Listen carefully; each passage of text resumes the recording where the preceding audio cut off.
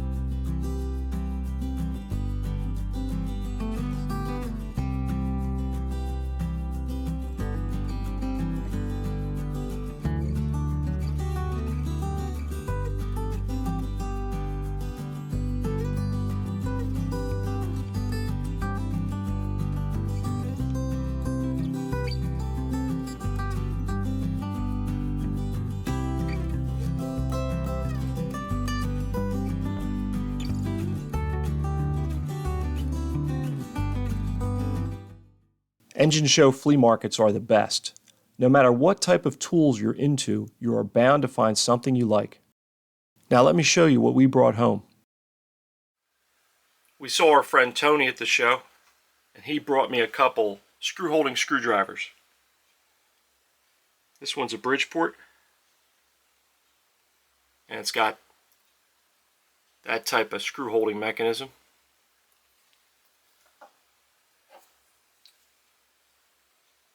This one's a Craftsman, super tough. I like that handle design. This is the same sort of mechanism, except instead of having a spring made out of wire, it's got a spring made out of flat spring steel. Same concept though.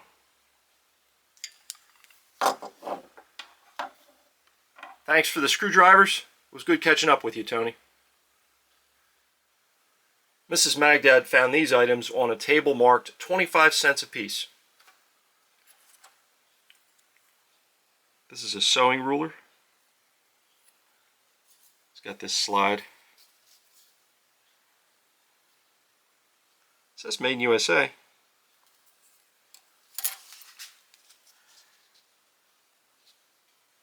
says tapestry needles. Looks like it's 3 out of the 6 that were in there to begin with. She noticed later that these were 19 cents originally, so maybe she overpaid. Made in England. And these are crochet hooks. One says Made in Germany. This one looks like, what's that, South Carolina?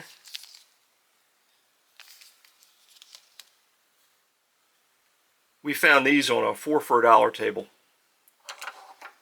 I was mainly interested in these 2 advertising screwdrivers for my buddy Big Vic. But I needed 4 items, right? So I picked this one out.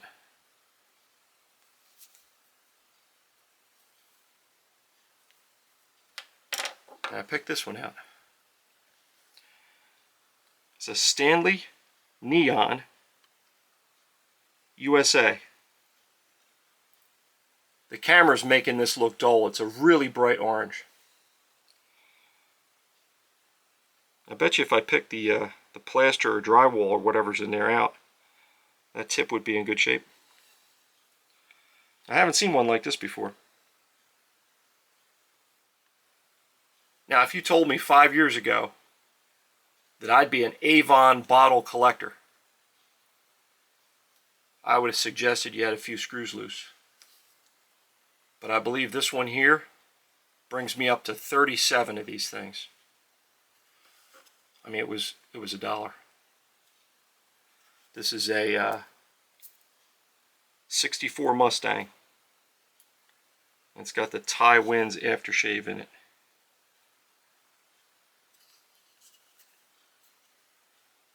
What do you think? I just don't feel right if I come home from an engine show flea market without a perfect handle screwdriver. I believe this is a genuine H.G. Smith. Check out the bends, alright?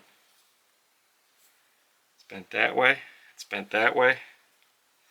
I think it's got 2 bends this way too.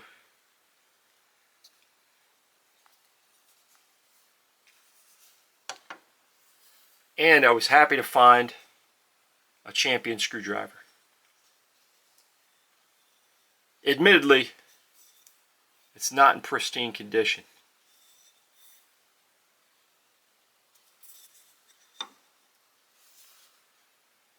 These were $1 each. I spent the most money on these 2 items here. They were each $3. This is a Stanley Yankee number 46 push drill. And it came with 3 bits. To me, the bits alone are worth the $3. And this is a very old North Brothers number 41 push drill. I know it's really old because of this chuck. This chuck is the threaded type.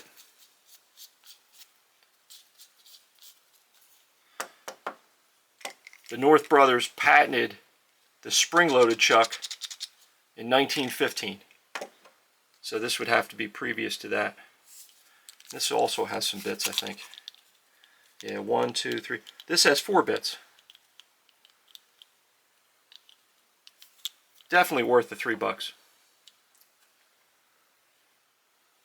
A vendor had a $1 tarp full of tools, and I challenged myself to find 5.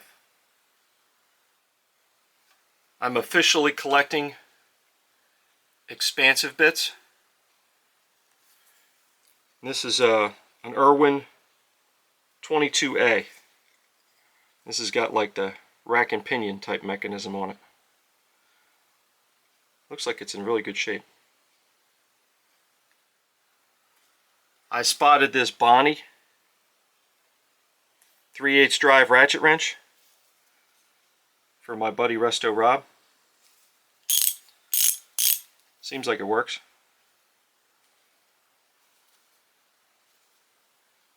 Here's the part number. This 8-inch adjustable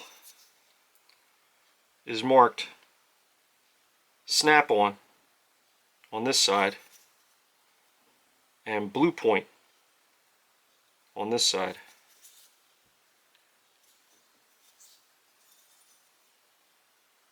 I think that might be a fun project to clean that up. I found this little screwdriver,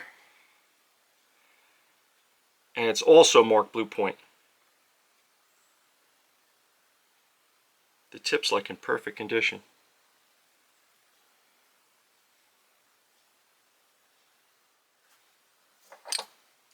This little Wakefield adjustable has had a hard life. It's bent this way. Looks like the jaws are out like that. I don't think it moves. Oh, yeah, almost moves.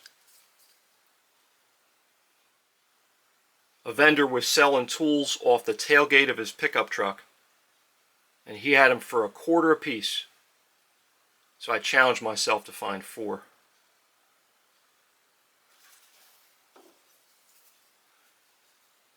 This is a Craftsman. Call that like a parrot head style slip joint. Looks like it's got three settings. The jaws look pretty good. It's got this diamond pattern on the handles I like.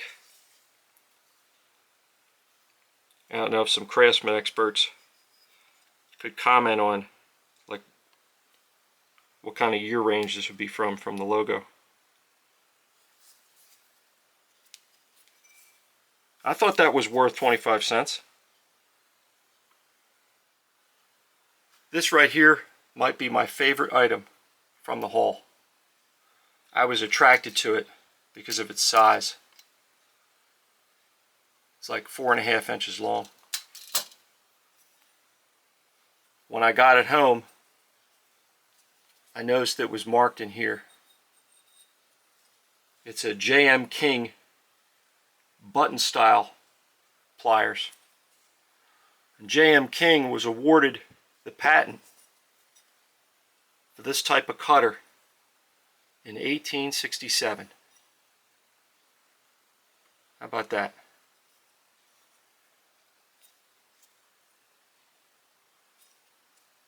I'm really looking forward to cleaning these up.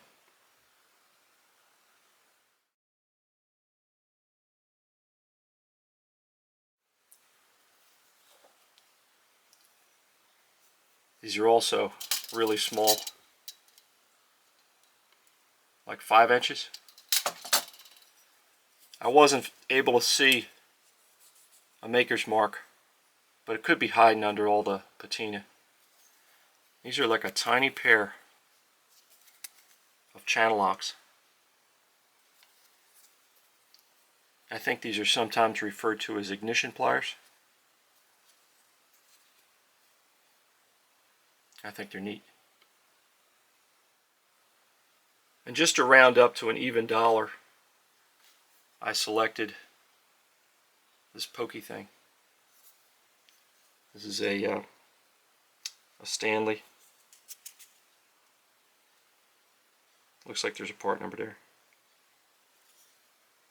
It's got the metal striker at the top.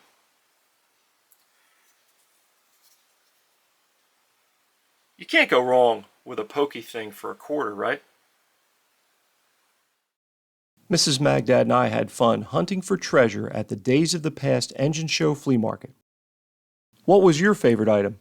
Let me know in the comments. Hey, I hope you enjoyed the video. Thanks for watching. Make sure you check out my video of the antique farm equipment, engines, and tractors.